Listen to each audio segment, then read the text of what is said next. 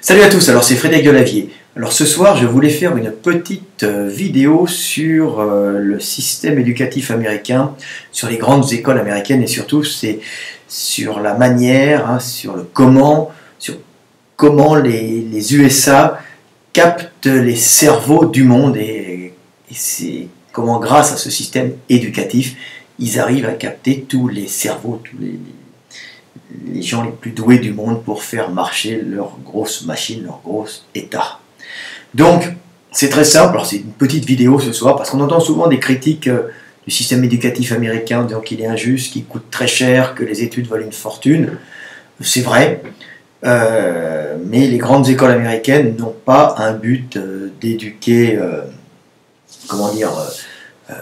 n'ont pas comme principal but d'éduquer le peuple américain, mais ils ont comme principal but de faire venir les gens les plus doués du monde pour ensuite participer à l'économie du pays. C'est en cela que le système américain d'éducation, des grandes écoles comme Harvard, est excellent. Il est excellent pas pour les Américains, il est excellent pour amener toute l'énergie vive du monde aux USA, de les concentrer là-bas pour qu'ils rentrent dans les entreprises et qu'ils bossent là-bas. Alors j'ai expliqué comment ça fonctionne parce que ce n'est pas tout à fait le même système qu'en France.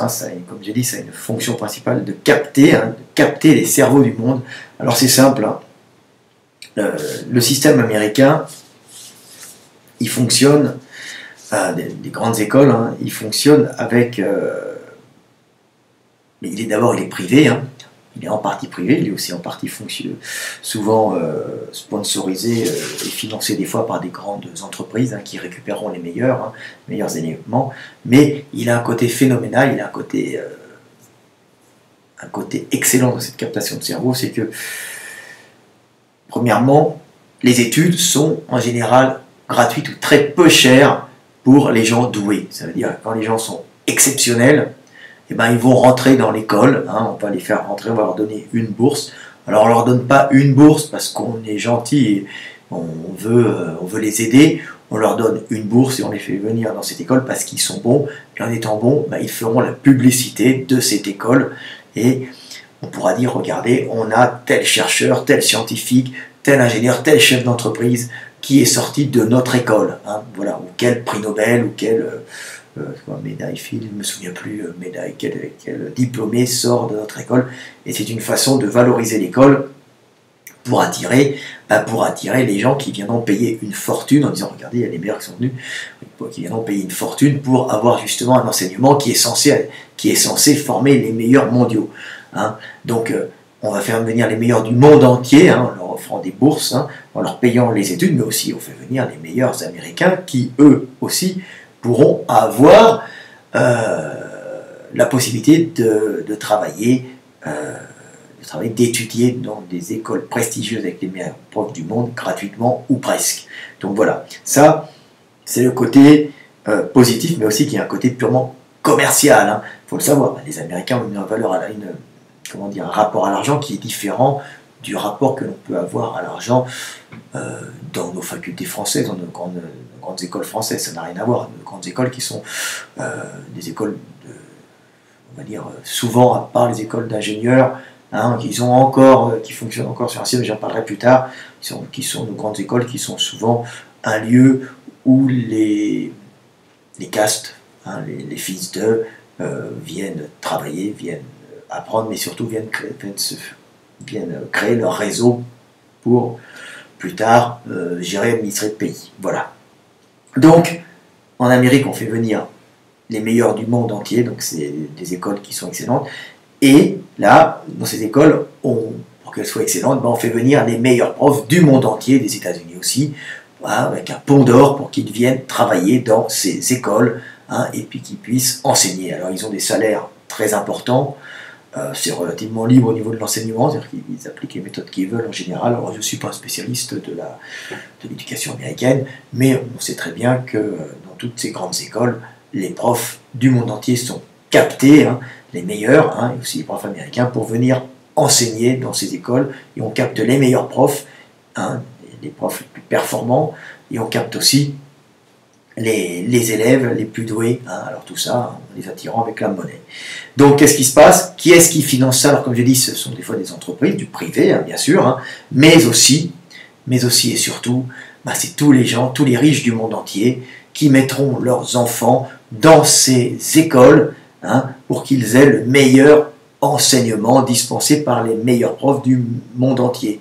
Donc les riches du monde entier, hein, c'est-à-dire qu'en Amérique on trouve dans les écoles, dans ces écoles comme l'anglais est la langue mondiale actuellement, alors il y a plusieurs langues mondiales, mais c'est une langue qui a le plus grand rayonnement hein, sur toute la Terre, donc les riches du monde entier viennent y mettre leurs gamins pour que leurs gamins aient les meilleures formations. Là, on trouve des Russes, on trouve des Indiens, on trouve des Chinois, on trouve de tout, hein, des Français, on trouve tous les fils de riches du monde entier.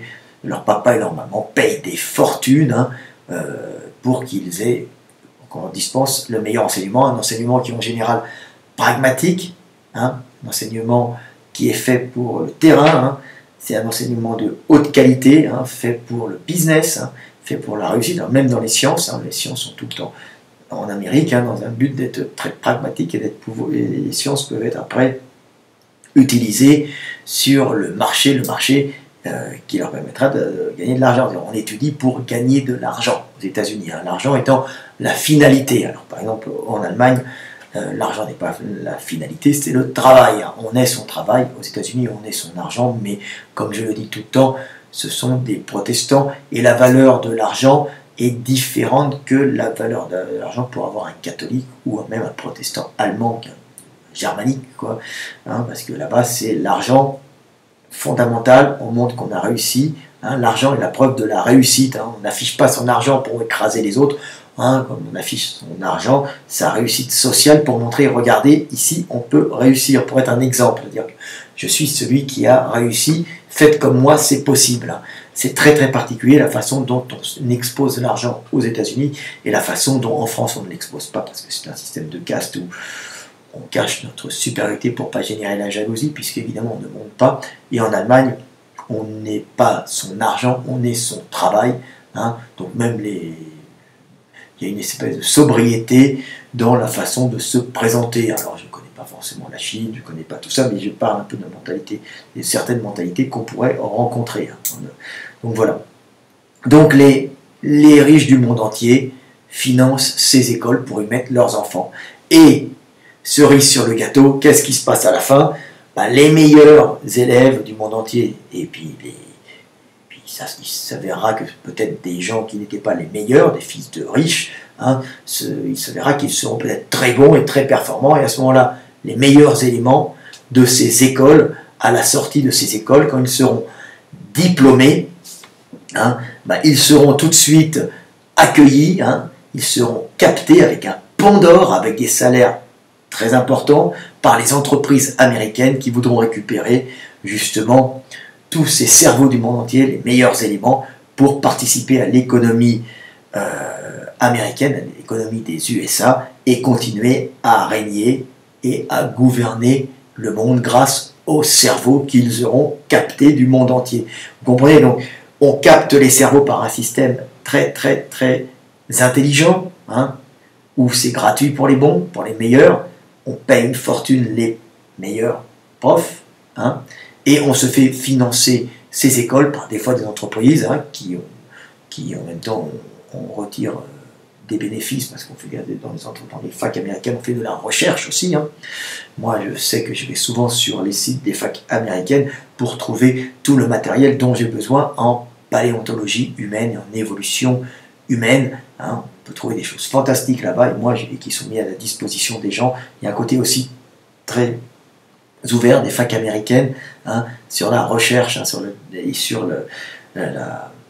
parce que ça c'est leur publicité en plus, hein, et sur le don de connaissances et le don et justement la qualité de la recherche qu'ils font, la qualité de la présentation aussi qu'ils font de leurs écoles et de leurs recherches pour les autres. Hein. C'est aussi une façon d'attirer les gens. Donc vous voyez, l'Amérique capte, hein, le système fantastique qui capte les cerveaux du monde entier. Ça permet aux États-Unis de dominer encore et de pouvoir asseoir, bien qu'ils perdent de la vitesse actuellement, asseoir leur hégémonie, asseoir leur puissance sur Terre. Hein. Donc les cerveaux, très importants pour les Américains, système de captation des cerveaux par un système éducatif haute qualité.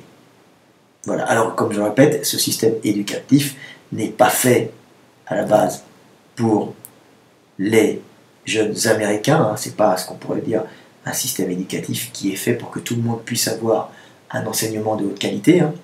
C'est un système éducatif qui est fait pour capter les meilleurs éléments du monde, pour que ces meilleurs éléments du monde participent à la puissance américaine, hein, et au règne de l'Amérique sur Terre. Donc très intelligent.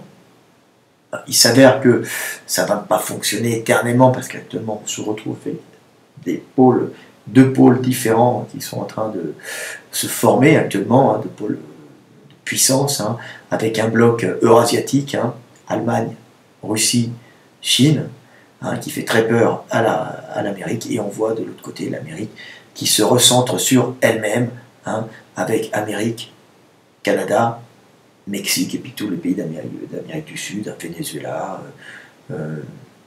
Brésil, hein, des intervenants dans cet groupe économique géré par les Américains, hein.